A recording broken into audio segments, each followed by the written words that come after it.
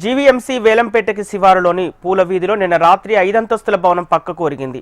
బహుళ అంతస్తుల భవనం పక్కకి ఒరగటంతో అందులో నివసిస్తున్న కుటుంబాలు, స్థానికులు భయభ్రాంతులకు గురయ్యారు. జీవీఎంసీ అధికారులు పోలీసులకు సమాచారం ఇవ్వడంతో వారంతా అక్కడికి చేరుకొని ఇంట్లో ఉన్న వారిని ఖాళీ చేయించారు. 2 ఏళ్ల క్రితం నిర్మించిన ఈ బిల్డింగ్ కి కేవలం G+2కి మాత్రమే అనుమతి తీసుకొని G+5 నిర్మాణం చేపట్టారు. పూల వీధిలో భవనం ఒరిగిన ఘటనపై మరింత సమాచారం మా ప్రతినిధి అనురాధ అందిస్తారు. విశాఖపట్నం వన్ టౌన్ ప్రాంతంలో ఒక భవనం పూర్తిగా ఒక పక్కకి వరిగిపోయిన ఘటన ప్రస్తుతం మనం చూస్తా ఉన్నాము. నేను సంఘటనా స్థలం దగ్గర ఉన్నాను. ఇక్కడ చూస్తే గనక ఒక 5 అంతస్తుల భవనం, అంటే ఈ భవనం పూర్తిగా ఇక్కడ బ్రేక్ అయ్యి పక్క బిల్డింగ్ మీదకి వరిగిపోయింది. దీంతో ఈ భవనాన్ని ఎవరైతే ఫ్లాట్స్ కొనుగోలు చేశారో దాదాపుగా 9 కుటుంబాలు, వాళ్ళంతా కూడా తీవ్రమైన ఆవేదన వ్యక్తం చేస్తూ ఉన్నారు. మొత్తానికి వాళ్ళంతా కూడా లక్షలాది రూపాయలు పెట్టి ఈ భవనాన్ని వాళ్ళంతా కూడా ఫ్లాట్స్ కొనుగోలు చేశారు. ఆ ఫ్లాట్స్ కొనుగోలు చేసిన బాధితులంతా కూడా ఇప్పుడు ఇల్లు ఖాళీ చేసి వెళ్లే పరిస్థితి నెలకొంది. అంటే మనకి ఇక్కడ క్లియర్గా అర్థమవుతున్నది ఏంటంటే విశాఖపట్నంలో టౌన్ ప్లానింగ్ సిబ్బంది ఎంత నిర్లక్ష్యమైన ధోరణితో ఉన్నారు అనేది స్పష్టంగా తెలుస్తుంది. ఇక్కడ మనం చూడొచ్చు, ఏదైతే ఈ మొత్తం భవనానికి సంబంధించిన పిల్లర్ గ్రౌండ్ ఫ్లోర్ ఇదంతా కూడా బ్రేక్ అయిపోయింది. ఈ కసిరెడ్డి ప్లాజా అన్న ఈ బిల్డింగ్ 5 అంతస్తుల్ని నిర్మించారు. కేవలం ఇక్కడ G+2కి మాత్రమే అనుమతులు ఇచ్చామని చెప్పి అధికారులు అయితే ఒక పక్కన తెలియజేస్తున్నారు. మొత్తానికి ఇక్కడ ఏదైతే బాధిత కుటుంబాలన్నీ కూడా పూర్తిగా వాళ్ళు ఈ రోజు ఈ బిల్డింగ్ని కొనుగోలు చేసుకొని బిల్డింగ్ని విడిచిపెట్టి బయటికి వెళ్లాల్సిన పరిస్థితి అయితే మాత్రం కనిపించింది. బాధిత కుటుంబాలు అయితే చాలా ఆవేదన అయితే వ్యక్తం చేస్తున్నాయి. మనం చూడొచ్చు, ఇక్కడ ఏదైనా ప్రమాదం జరిగితే 10ల సంఖ్యలో ప్రాణాలు కోల్పోయి ఉండేవారు. అంటే అదృష్టవశాత్తు ఏ ప్రమాదం జరగలేదు కాబట్టి ఇప్పుడు ఇక్కడ ప్రజెంట్ అంత ఇబ్బంది అయితే మాత్రం లేదు. కానీ ఈ బిల్డింగ్ కనుక అనుకోకుండా కనుక ఒరిగిపోయింది, ఒక్కసారిగా కొలాప్స్ అయి కుప్పకూలు ఉంటే మాత్రం దాదాపుగా 10 కుటుంబాల ప్రజలు ప్రాణాలు పోయే పరిస్థితి ఉండేది. అంటే ఎంత నిర్లక్ష్యంగా ఇక్కడ టౌన్ ప్లానింగ్ సిబ్బంది వ్యవహరించారనేది మనకు అర్థమవుతుంది. ఒకరి మీద ఒకరు పెట్టుకుని ఆ నెపం ఇంకొకరి మీదకి నెట్టుకునే ప్రయత్నం చేశారు తప్పితే అసలు ఇక్కడ నిబంధనల్ని బ్రేక్ చేసింది ఎవరు అన్నది పూర్తి స్థాయిలో దానికి బాధ్యత అయితే మాత్రం ఎవరు తీసుకోవట్లేదు. అయితే రాజకీయ ప్రమేయాలు కూడా ఎక్కువగానే కనిపిస్తూ ఉన్నాయి ఇలాంటి విషయాల్లో. ఇక్కడ మనం చూస్తే కళ్ళకి కట్టినట్లు కనిపిస్తుంది. అంటే G+2 అనుమతి ఉన్న ఈ భవనానికి 5 అంతస్తులు భవనాన్ని నిర్మించడంతో పాటు దాని మీద మరొక టెర్రస్ ఫ్లోర్ను కూడా వేసేయడం జరిగింది.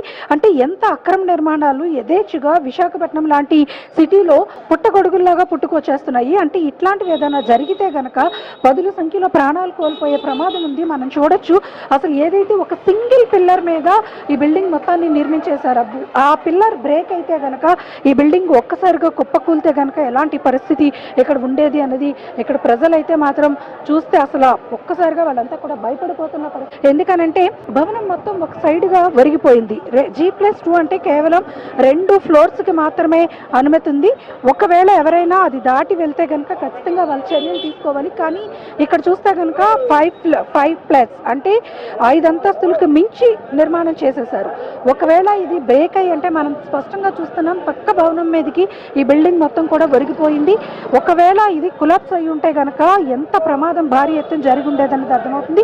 అసలు ఏ విధంగా అనుమతులు ఇచ్చారనేది కూడా పూర్తిగా ఇక్కడికి వస్తే కనుక విస్మయం చెందే పరిస్థితి. ఎందుకంటే ఇక్కడ రోడ్డు చూడొచ్చు మనం, ఈ రోడ్డు చూస్తే కనుక కనీసం 30 ఫీట్ కూడా లేదు. అనంటే 15 అడుగుల రోడ్డు ఇది, కేవలం లూప్ లైన్ 15 అడుగులు మాత్రమే, 30 ఫీట్ కూడా లేని రోడ్లో 5 అంతస్తుల భవన నిర్మాణాన్ని నిర్మించేశారు. 5 అంతస్తుల భవనాన్ని నిర్మించేస్తే ఒకవేళ ఏదైనా ఇది పట్టు కోల్పోయి కనుక భవనం పక్కన బిల్డింగ్ మీద ఒరిగింది కాబట్టి సరిపోయింది. ఒకవేళ ఏదైనా నిజంగానే ఆ భవనం కనుక కూలిపోయి ఉంటే కనుక చుట్టూ ఉన్న పరిస్థితులు ఏంటి, ఆ పక్క చిన్న వీటిలో ఉన్న వాళ్ళ ఇళ్లలో పరిస్థితులు ఏంటి, ఇంత ప్రమాదం జరిగి ఉండేది అన్నది ఊహించడానికే కష్టంగా ఉంది అనేది అని అంటున్నారు. సార్ చెప్పండి సార్, అంటే ఒకవేళ బిల్డింగ్ పడిపోయి ఉంటే లోకల్గా కూడా అందరికీ ఇబ్బంది అయ్యేది, చాలా మంది ప్రాణాలు కోల్పోయేవారు. అసలు ఏం చెప్పాలంటే మనకు బిల్డర్లను అడగాలండి. అడిగిన తర్వాత ముందు సరి చూసుకోవాలి. స్థలం బట్టి అన్ని కొలిస్తారు కాబట్టి అన్ని తెలుసు. మరి అనుమతులు ఇచ్చేటప్పుడు ఎలా ఇచ్చేస్తున్నారు? ఇది రోడ్డు కూడా 15 అడుగులు ఉంది. ఒకవేళ ఏదైనా జరిగితే చుట్టూ చాలా మందికి ఇబ్బంది అయ్యేది. అవును, మరి చూసుకోవాలి, బిల్డర్ చూసుకోవాలి, నెక్స్ట్ కాంట్రాక్టర్లు ఉన్నారు కదా వాళ్ళు కూడా చూసుకోవాలి. అంటే ఇక్కడ 2 అంతస్తుల వరకు అనుమతులు ఉన్నాయంట, మరి 5 అంతస్తుల పైన 5 ఉన్నాయండి.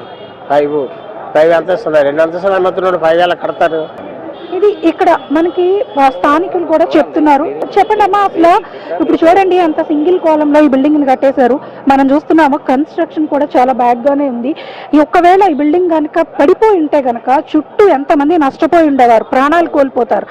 అసలు ఇలాంటి పరిస్థితుల్లో అధికారులు కానీ లేకపోతే వీళ్ళు కానీ ఎలా పర్మిషన్స్ ఇస్తున్నారు? అదే కదా మేడం, వాళ్ళు ఏ ఉద్యోగాలు చేస్తున్నారు ఏం అర్థం కావట్లేదు. కానీ మీకు క్లియర్ గా చూడండి, రోడ్డు కూడా క్రాక్ వచ్చింది, కింద ఆల్రెడీ ఇంటిమేషన్ ముందే వచ్చింది. ఇదంతా ఊబి, ఈ ఇంటి మీద మీకు ఇక్కడ ఇక్కడ ఇదంతా కూడా ఊబే. మీకు ఎక్కడ చూసినా 4 అడుగులుగా వాటర్ వచ్చేస్తుంది. దీన్ని బట్టి కట్టేవాడు కూడా ఒక ఆల్రెడీ ఎక్స్పీరియన్స్ అయ్యింది కట్టాలి. ఆల్రెడీ చుట్టుపక్కల కట్టినోడు అయితే వాడికి తెలుస్తుంది. మరి కొత్తలు అందరూ అయితే ఇలాగే ఇబ్బంది ఉంటుంది. ఒకసారి మీరు ఆల్రెడీ చూస్తే ఇదంతా ఊబే. ఆల్రెడీ ఈ బిల్డింగ్ కూడా చిన్న వాలే ఉంది, మీరు చూస్తే గమనిస్తే బిల్డింగ్ అంతా వరిగిపోయింది. ఆ వాల్స్ అన్ని కూడా బ్రేక్ అయిపోయినాయి. ఒకవేళ పడిపోయింటే కంటే పక్కన ఈ బిల్డింగ్ ఉంది కాబట్టి దాన్ని సపోర్టివ్ గా పడిపోకుండా అది ఆపగలిగింది. ఒకవేళ పడిపోయింటే కనుక మరి ఆ 10 కుటుంబాలు ఇబ్బంది పడే ప్రాణ నష్టం జరిగి ఉండేది.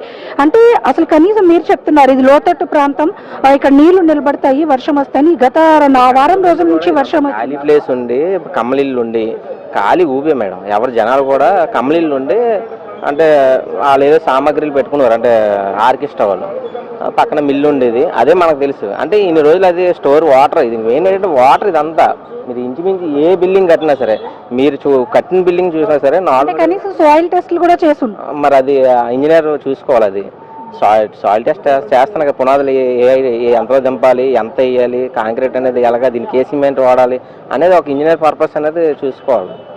ఇది ఇక్కడ లోకల్ పబ్లిక్ మనకు చెప్తున్న మాట చూస్తే కనుక ఆశ్చర్యం వేస్తుంది. ఎందుకనంటే వాళ్ళు చెప్తున్నారు ఈ బిల్డింగ్ కట్టే కన్స్ట్రక్షన్ మోడ్లోనే రోడ్డు కూడా బ్రేక్ ఇచ్చింది అని. అంటే ఇది చుట్టూ లోతట్టు ప్రాంతం, రోడ్లు కూడా బ్రేక్ అయ్యాయి. ఇంత లోతట్టు ప్రాంతాల్లో ఒక బిల్డింగ్ కన్స్ట్రక్ట్ చేయాలంటే ఖచ్చితంగా వాళ్ళు సాయిల్ టెస్ట్ చేయాల్సి ఉంటుంది.